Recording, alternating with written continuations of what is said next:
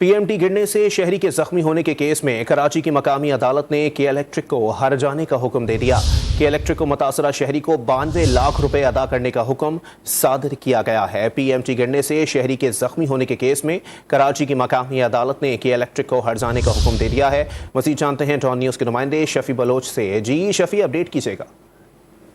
जी, Orangi town में शादकबाद में 15 नवंबर 2018 को एक वाकया पेश आया था और जिसमें के इलेक्ट्रिक की गफलत से एक शहरी जख्मी हो गया था और अदालत ने इस दरख्वास्त पर जो है वो आज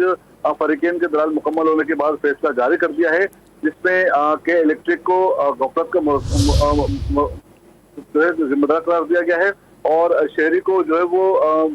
92 लाख रुपए जो है अर्जाना जो है वो दायर करने का हुक्म दे दिया है और इसमें अदालत ने 30 दिन में अर्जाने की रकम अदा करके इसकी रिपोर्ट पेश करने का जो है अदालत ने हुक्म दे दिया है और इस दरख्वास्त के मौके पर इख्तियार किया गया था एडवोकेट उस्मान फारूकी के तवस्सुत से के पीएमटी के इलेक्ट्रिक की गफलत के बायस जो है वो ये वाकया पेश आया था और आसिम इमाम जो है वो बुरी तरह आसिम इमाम नामी शहरी जो है वो बुरी तरह जख्मी हो गया था और आज भी जो है वो